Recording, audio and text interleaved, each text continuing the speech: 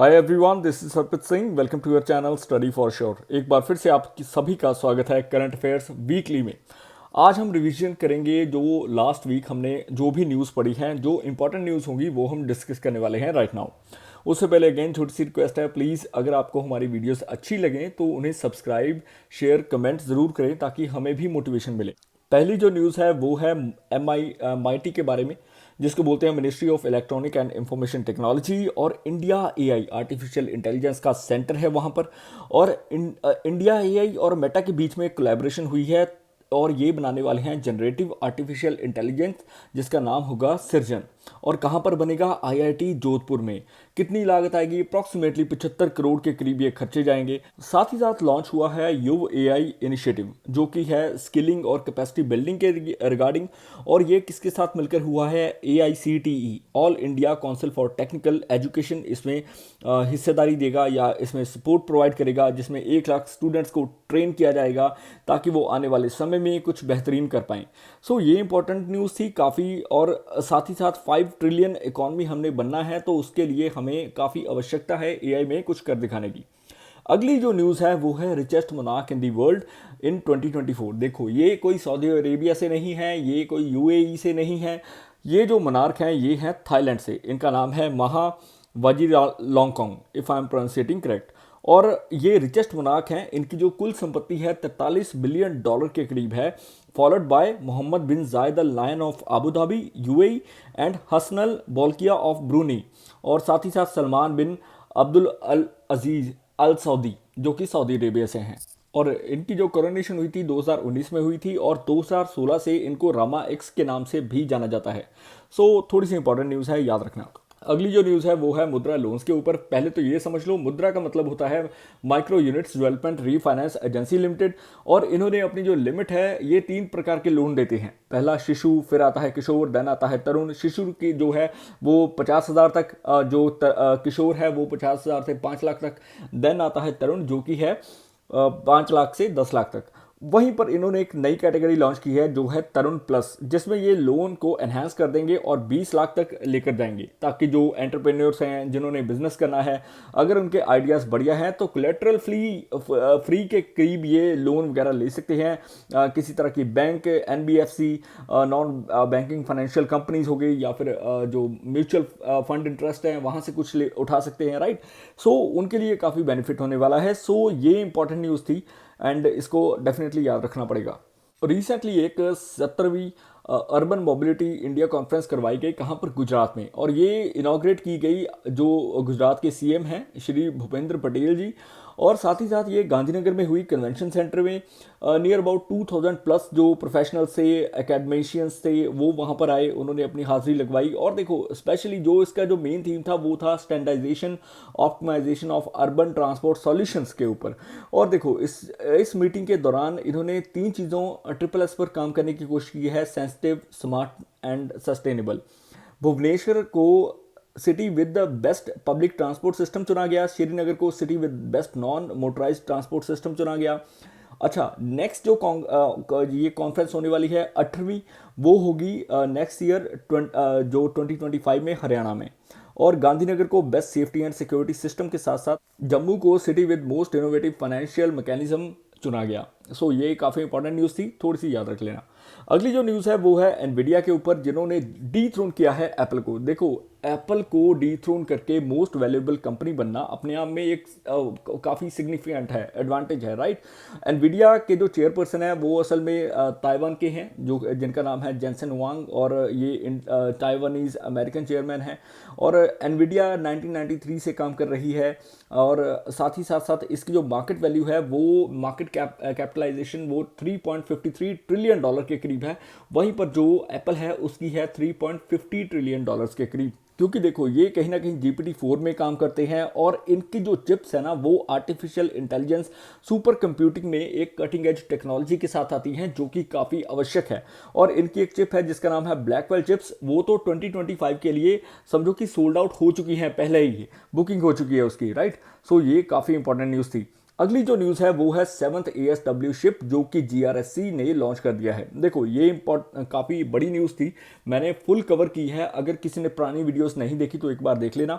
अभय को हमने इस बार लॉन्च किया है 7वां शिप, जो कि garden reach ship builders and engineers limited ने किया है, जो कि कोलकाता बेस्ड है।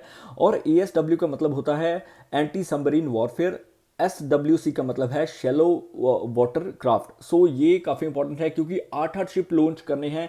एक कोचीन करेगा, एक साइड GRSC करेगा, और ये रिप्लेस करने वाले हैं अभय क्लास को। और नई क्लास ऑफ शिप्स आने वाली है जिसको बोलते हैं अर्नाला क्लास ऑफ शिप्स, जिसमें INS मलपे, मुल्की, या फिर मैं बोल दूं जो अग्रे, अक्षय, ये होंगे, राइट। सो ये न्यूज़ काफ़ी इंपॉर्टेंट है, याद रखना। साथ ही साथ देखो, एयरबस ने अपना साउथ एशिया का हेडक्वार्टर इंडिया में लॉन्च कर दिया है, और ये एक इनॉग्रेट किया गया था रिसेंटली, और साउथ एशिया इंडिया का पहला होने वाला है। साथ ही साथ ये कहाँ पर हुआ, NCR रीजन में, इंडियन एरोस्पेस सेक्टर में। और इसको इक्विप किया जाएगा A320 सिमुलेटर्स के साथ। 4 सिमुलेटर्स इस्तेमाल किए जाएंगे जो कि ट्रेन करेंगे 800 पायलट्स को, 200 टेक्नीशियंस को एनुअली, हर साल। और इसके साथ साथ देखो एम्प्लॉयमेंट भी जनरेट होगी। साथ ही साथ हमने जो टाटा के साथ मिलके कुछ प्लांट्स भी लगाए हैं। C295 की जो फैसिलिटी है, H125 हेलीकॉप्टर्स हैं, उनकी मैन्युफैक्चरिंग करने को भी हम तैयार हैं, और हमारे जो कोलैबोरेशंस हैं, एफर्ट्स चल रहे हैं। साथ ही साथ डेफिनेटली आपको आने वाले समय में कुछ एम्प्लॉयमेंट जनरेशन, और एरोस्पेस जो सेक्टर है ना, ये काफ़ी समझो कि बढ़ने वाला है। सो ये इंपॉर्टेंट न्यूज़ थी क्योंकि 5000 सीटर एयर बस बनाने वाले हैं हम भारत में। ये जो न्यूज़ है ये काफ़ी इंपॉर्टेंट है क्योंकि देखो, प्राइम मिनिस्टर ऑफ इंडिया और prime minister of Spain Pedro Sanchez, इन्होंने जॉइंटली इनॉग्रेट की है टाटा एयरक्राफ्ट कॉम्प्लेक्स, जो कि Tata advance system limited campus का हिस्सा है, जहां पर ये मैन्युफैक्चर करेंगे C295 एयरक्राफ्ट वडोदरा में और गुजरात में। और साथ ही साथ H125 के बारे में भी प्लान हो रहा है। और ये जो डिफेंस कॉरिडोर है, आफ्टर समझो कि उत्तर प्रदेश, तमिलनाडु जो है, ये प्लस पॉइंट होगा, एक नई एनर्जी पैदा करेगा, राइट।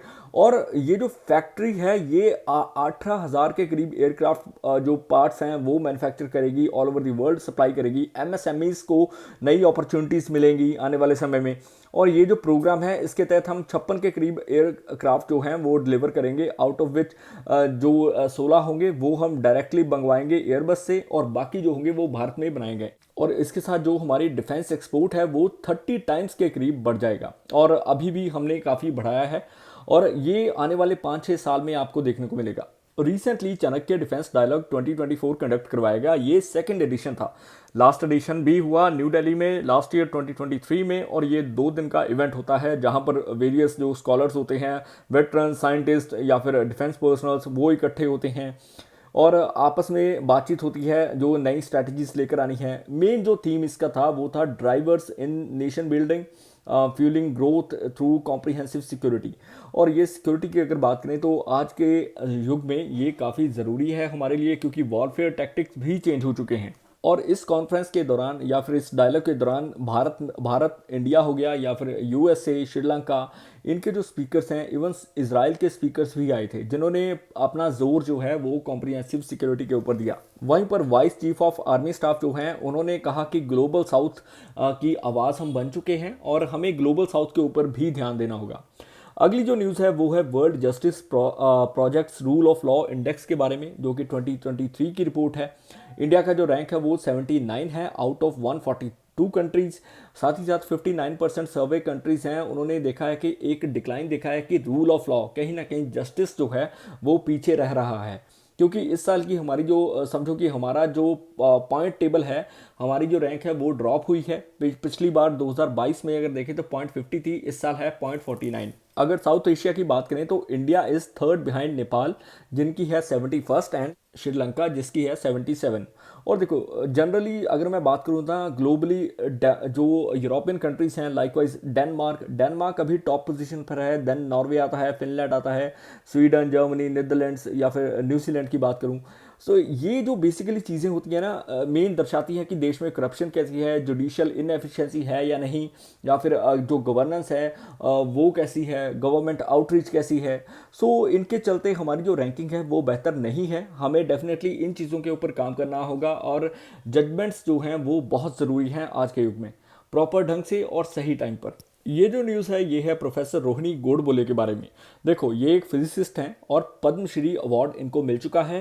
और ये आईआईटी बॉम्बे में स्टडी कर चुकी हैं और फर्दर स्टडीज़ इन्होंने स्टोनी ब्रुक यूनिवर्सिटी न्यूयॉर्क से पास आउट की है। स्पेशलाइज्ड जो इनकी फील्ड है वो है फिजिक्स, फील्ड थ्योरी, फिनोमेनोलॉजी। सो इसमें इनका कंट्रीब्यूशन काफ़ी ज़्यादा रहा है क्योंकि ये सर्न में भी अपना कंट्रीब्यूशन दे चुकी हैं। सर्न वही है जहां पर हम हिग्स बोसोन की खोज की है। जो all over the world scientist वहां पर जाते हैं, अप्रॉक्सीमेटली 100 से ज़्यादा कंट्रीज से वहां पर हज़ारों की तादाद में साइंटिस्ट हैं जो काम करते हैं और हमारी तरफ से ये उसका हिस्सा रही थी। सो ये इंपॉर्टेंट न्यूज़ है, याद रखना। क्योंकि देखो इनका जितना कंट्रीब्यूशन पार्टिकल फिजिक्स में है, क्योंकि पायनियर कंट्रीब्यूशन है, और इन्होंने सेम चीज़ बोली है जेंडर इक्वलिटी के बारे में, यानी कि जेंडर इक्वलिटी को भी एडवोकेट करती रही हैं। अगली जो न्यूज़ है वो है सकरॉफ प्राइज 2024 के रिगार्डिंग। देखो सकरॉफ प्राइज फ्रीडम ऑफ थॉट्स के रिगार्डिंग दिए जाते हैं। हाईएस्ट ह्यूमन राइट्स ऑनर है जो कि यूरोपियन यूनियन प्रोवाइड करती है। यूरोपियन पार्लियामेंट ने अवार्ड किया है मारिया कोरिना मचेडो, जो कि एक लीडर हैं डेमोक्रेटिक फोर्सेस की वेनेजुएला में, और साथ ही साथ एडमुंडो गोंजालेस जो कि वहीं के प्रेसिडेंट इलेक्टेड हैं। इन दोनों को, दोनों पर्सनालिटीज़ जो कि वेनेजुएला से हैं, इनको मिल चुका है इस साल का सकरॉफ प्राइज़ 2024 का। और देखो सकरॉफ प्राइज़ एक प्रेस्टिजियस समझो कि अवार्ड है, जो इसके जो रेसिपिएंट हैं वो नेल्सन मंडेला भी रहे हैं, एलेक्सी नवाल्नी, मलाला यूसुफज़ई, ये भी इसके रेसिपिएंट्स रहे हैं। और जो 2023 का सकरॉफ प्राइज़ था वो पोस्टुमसली अवार्ड किया गया था जीना मासा अमीनी को। एक 22 साल की महिला थी, ईरानी कुर्दिश वुमेन, जो कि इंटेग्रिटी ऑफ वुमेन या फिर उनकी एजुकेशन के लिए काम करती थी, बट वो मारी गई। नेक्स्ट जो न्यूज़ हम डिस्कस करने वाले हैं वो है टेंकाना स्पाइडर के बारे में। टेंकाना स्पाइडर जो है ये साउथ इंडिया में पाए जाते हैं, स्पेशली कर्नाटका का रीजन हो गया। और इनकी दो तरह की स्पीशीज़ आती हैं, टेंकाना अर्कावथी और टेंकाना मनु। वेल देखो हम बात करेंगे टेंकाना जयामंगली की। जयामंगली रिवर के पास ये पाए गए हैं। आर्कियोलॉजिस्ट ने इनको समझो कि खोज निकाला है, और इनकी जो समझो कि इनकी जो स्पीशीज़ बिलोंग करती हैं ये प्लेक्सपीना सब ट्राइब है। इसको जंपिंग स्पाइडर भी कहा जाता है। सो ये न्यूज़ काफ़ी इंपॉर्टेंट है। और साथ ही साथ ये समझ लो कि ये जो स्पाइडर है ये इवन इंडिया, श्रीलंका में भी पाया जाता है।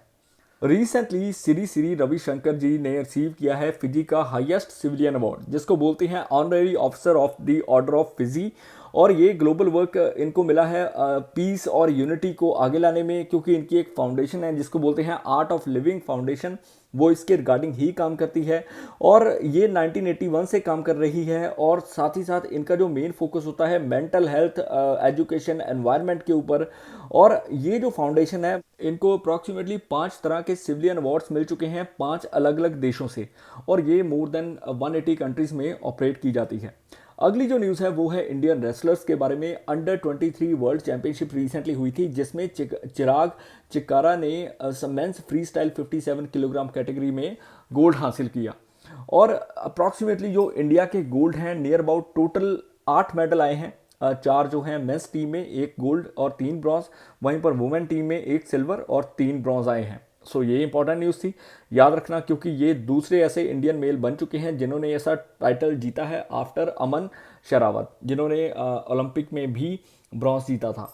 आपने रिसेंटली एक न्यूज़ सुनी होगी जहां पर डीए हाइक हुआ 3% के करीब। और देखो सेंट्रल गवर्नमेंट ने एक और नई स्कीम निकाली है, जो कि सीनियर सिटीजन्स हैं जो कि ओवर 80 हैं, उनको एक्स्ट्रा पेंशन बेनिफिट मिलने वाले हैं।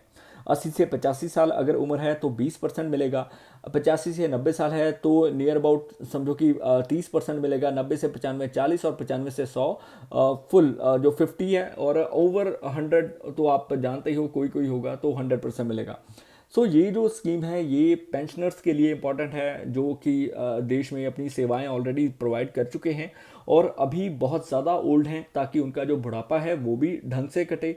और इन चीज़ों को देखते हुए गवर्नमेंट ने नया इनिशिएटिव लिया है, जहां पर मैंने बोला था कि अगर ये 60 साल की लिमिट रखती गवर्नमेंट तो बेनिफिट होता डेफिनेटली। जो लोग हैं वो ज़्यादा तबके के होंगे तो उनके काम भी आएगा।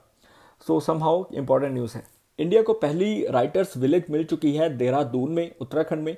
और इंडिया की ये पहली ऐसी विलेज होगी जहां पर कई तरह की फैसिलिटीज़ प्रोवाइड की जाएंगी, जैसे कि लेखन कुटीर, संजीवनी वाटिका, नक्षत्र एंड नवग्रह वाटिका। और ये फॉस्टर करने वाली है क्रिएटिविटी। और इस चीज़ों के दौरान जो हमारे समझो कि फॉर्मर प्रेसिडेंट हैं रामनाथ कोविंद जी, और साथ ही साथ जो उत्तराखंड के गवर्नर है लेफ्टिनेंट जनरल गुरमीत सिंह, वो वहाँ पर थे, सीएम वहाँ पर थे उत्तराखंड के, और उन्होंने इन चीज़ों को डिस्क्राइब किया, इन चीज़ों के बारे में बताया कि एक ऐसा एनवायरनमेंट क्रिएट करने की कोशिश की है जिसमें राइटर्स आके अपनी जो समझो कि थिंकिंग है उनको और एडवांस लेवल पर जा सके और डेफिनेटली उनको व्यक्त भी कर सकें। देखो पार्टिसिपेंट्स जो हैं वो 65 देशों से आए थे और 40 अटेंडेंट्स जो थे उनमें से समझो कि टोटल में से वो अब्रॉड से ही थे। सो ये इंपॉर्टेंट न्यूज़ है। और इंडिया की पहली ऐसी राइटर्स विलेज बन चुकी है देहरादून। ये जो न्यूज़ है ये भी काफ़ी इंपॉर्टेंट है, क्योंकि देखो ब्रिक्स में जो कंट्रीज़ हैं उसमें इंडिया ऐसी कंट्री है जो कि चाइना का BRI सपोर्ट नहीं करती, बेल्ट एंड रोड इनिशिएटिव को सपोर्ट नहीं करती। अभी ब्राज़ील बन चुकी है सेकंड ऐसा देश, सेकंड ऐसी कंट्री जो कि आउट हो चुकी है जो चाइना का बेल्ट एंड रोड इनिशिएटिव है उस प्रोजेक्ट से। देखो ये चाइना की एक तरीके से डेट ट्रैप की पॉलिसी है, 2013 में आई थी, और उसके तहत चाइना ने कई चीज़ें ऐसी की हैं कई देशों में, जैसे पाकिस्तान में अगर देख लो, या फिर आप लाइव एग्जांपल लेनी है तो श्रीलंका का हम्बनटोटा पोर्ट देख लो, जिसको कि अभी चाइना 99 साल के लिए लीज पर ले चुका है। सो देखो चाइना इन्वेस्टमेंट करता है, बाद में आपको उस इन्वेस्टमेंट का लोन चुकाने के लिए भी चाइना से ही लोन लेना पड़ेगा, क्योंकि ये अमाउंट इतनी बड़ी होती है कि और कोई देश और कोई कंट्री आपको सैंक्शन नहीं करेगा। सो डेफिनेटली आपको उसके बदले में फिर चाइना क्या मांगेगा, लीज के लिए ज़मीन मांगेगा। सो सेम चीज़ चाइना कर रहा है, और इन चीज़ों के बारे में अभी चाइना का समझो कि खुलासा हो चुका है, एक्सपोज हो चुका है।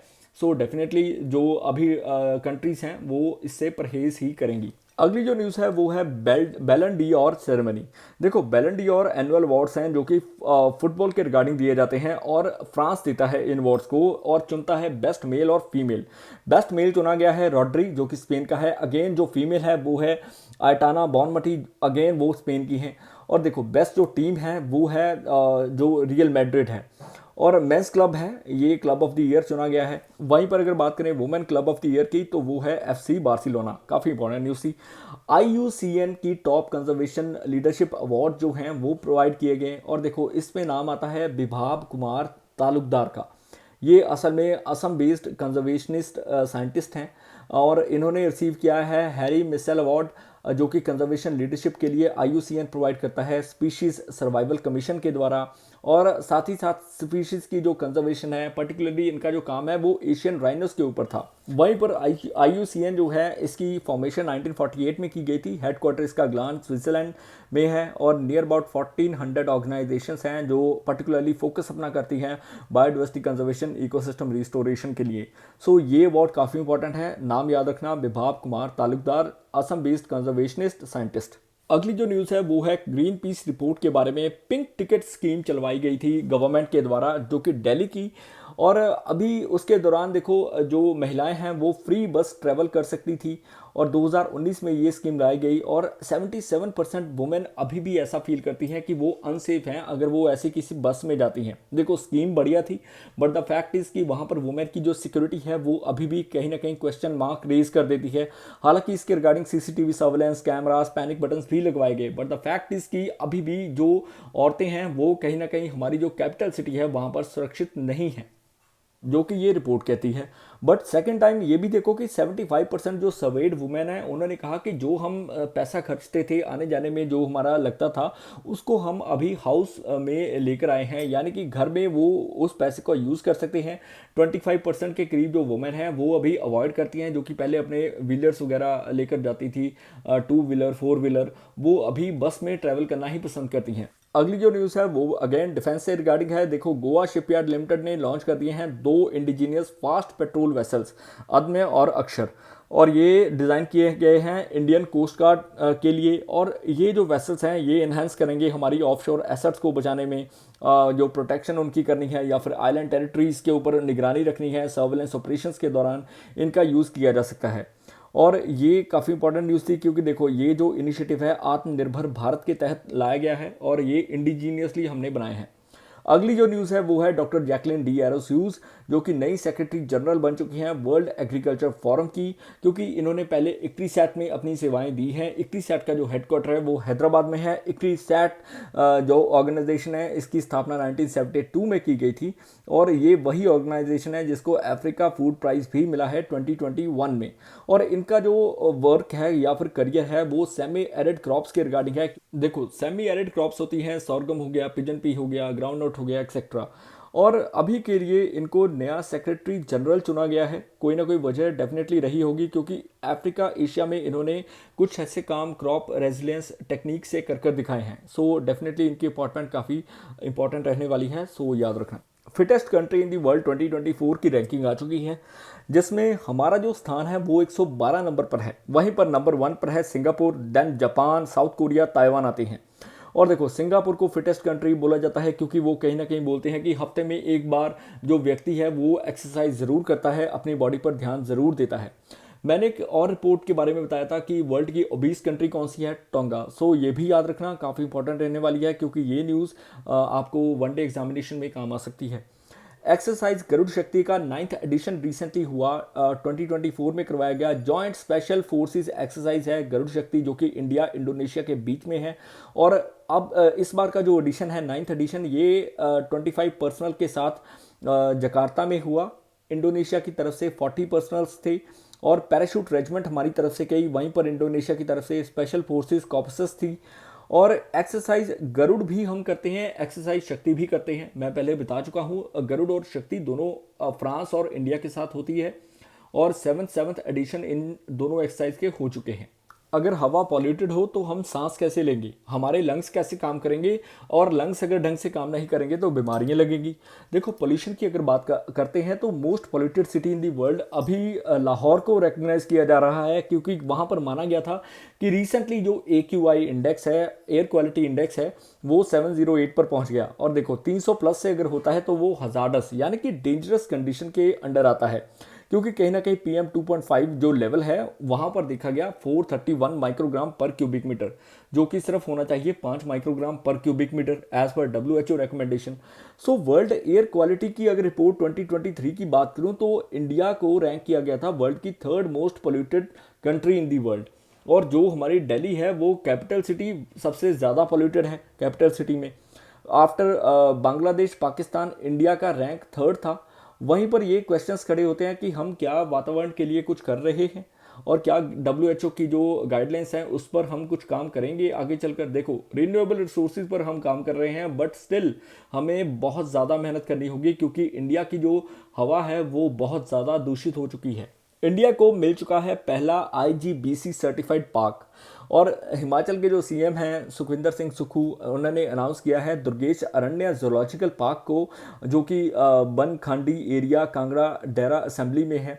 उसको पहला ऐसा जू बोला गया है जिसको इंडियन ग्रीन बिल्डिंग काउंसिल की तरफ से मान्यता मिल चुकी है, और इसकी तरफ से नए फंड्स आएंगे, जिसकी वजह से इस पार्क को और बेहतर ढंग से डेवलप किया जा सकता है। 619 करोड़ की लागत से आने वाले 3 से 4 साल में आप देखोगे कि ये एक टूरिज्म डेस्टिनेशन बन जाएगा। क्योंकि देखो, IGBC जो है ये कन्फेडरेशन ऑफ इंडियन इंडस्ट्री का पार्ट है, जिसको फॉर्म किया गया था 2001 में। इसका हेडक्वार्टर हैदराबाद में है, और वाइड एरे ऑफ सर्विसेज ये प्रोवाइड करता है। अगर किसी तरह के आप ग्रीन बिल्डिंग प्रोग्राम्स चलाते हो, यानी कि वातावरण को दूषित मत करना, सस्टेनेबल डेवलपमेंट के ऊपर काम करना, इलेक्ट्रिसिटी का यूज़ कम करना, ग्रीन इलेक्ट्रिसिटी यूज़ करना सोलर से, राइट।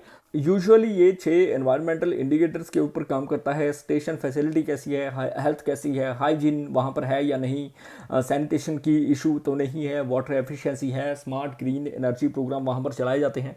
सो वेरियस चीज़ें। अगली जो न्यूज़ है वो है 15th एडिशन, जो कि वज्र प्रहार का शुरू हो चुका है इंडिया और USA के बीच में। लास्ट एडिशन हमने मेघालय उमरॉय में करवाया था 2023 में, और ये अभी के लिए इडाहो USA में हो रहा है, ऑर्चर्ड जो कॉम्बैट ट्रेनिंग सेंटर है वहाँ पर। और ये 2nd ऐसा एडिशन है आफ्टर युद्ध अभ्यास, जो कि बहुत बड़ी स्केल पर हो रहा है। युद्ध अभ्यास को हमने रिसेंटली राजस्थान में कंडक्ट करवाया था, जो कि 20th एडिशन था, याद रखना। 10 मोस्ट एक्सपेंसिव स्कूल्स की लिस्ट में सबसे ऊपर नाम आता है वुडस्टॉक स्कूल का, जो कि मसूरी का है। जिसकी जो एनुअल फीस है वो 15 से 17 लाख के करीब है। उसके बाद आता है डून स्कूल देहरादून का, सिंधिया स्कूल ग्वालियर का। देखो डून स्कूल और वुडस्टॉक ये दोनों पढ़ते हैं उत्तराखंड में, और ये काफ़ी महंगे स्कूल हैं। अगर किसी ने जाना हो तो जा सकते हो। देखो मजाक कर रहा हूँ, बट अगर एजुकेशनल पर्सपेक्टिव से देखें तो आज भी दिल्ली पब्लिक स्कूल नॉर्थ जो कि बेंगलुरु में है वो टॉप पर है। पर जो नेक्स्ट न्यूज़ है वो है फुटबॉल के रिगार्डिंग। AIFF जिसको बोलते हैं ऑल इंडिया फुटबॉल फेडरेशन, इन्होंने क्लिंच कर लिया है, यानी कि इनको मिल चुका है AFC एशियन फुटबॉल कन्फेडरेशन की तरफ से एक अवार्ड, जो कि grass roots football silver award है। लास्ट टाइम इनको ब्रॉन्ज मिला था और इन्होंने काफ़ी काम किया है। देखो वेरियस प्रोग्राम भी गवर्नमेंट चलाती है, खेलो इंडिया वगैरह हो गया, या खेलो India youth games, university games, और कई तरह के प्रोग्राम जैसे फीफा AIFF एकेडमी जो कि भुवनेश्वर में काम कर रही है। सो उनकी वजह से इनको मिला है। AFI lifetime achievement award मिल चुका है इन पर्सनैलिटी को। देखो ऑस्कर विनिंग फिल्म मेकर है फ्रांसिस फोर्ड कोपोला, और रिसेंटली इनको ये अवार्ड मिला है हॉलीवुड डॉल्बी थिएटर्स में 50th सेरेमनी के दौरान। इनकी जो फिल्म है वो है मेगालोपोलिस, उसके रिगार्डिंग। देखो फिल्म इतना बॉक्स ऑफिस में धमाल नहीं मचा पाई, बट द फैक्ट इज कि इनको स्टिल ये ऑनर मिला है, और ये काफ़ी टॉप का ऑनर है। अगली जो न्यूज़ है हिजबुल्ला के न्यू चीफ के बारे में, शेख नईम कासिम, जिन्होंने रिप्लेस कर दिया है हसन नसरल्ला को। हसन नसरल्ला मारे गए थे असल में, ये उनके डेप्टी रहे हैं, और अभी ये उनके नए चीफ भी बन चुके हैं। और लेबनान और जो इसराइल का इशू है वो 1985 से चल रहा है, जैसे कि साउथ लेबनान कन्फ्लिक्ट 1985 टू 2000, फिर Lebanon war 2006, then Syrian civil war रही। और आज के जो करंट अफेयर थे आई थिंक आपको समझ में आ गए होंगे, ये लास्ट वीक के थे। किसी प्रकार की फिर भी कोई भूल होगी तो मैं समझ आऊंगा। Please do like, subscribe, share और comment. May you have successful day ahead. Bye bye.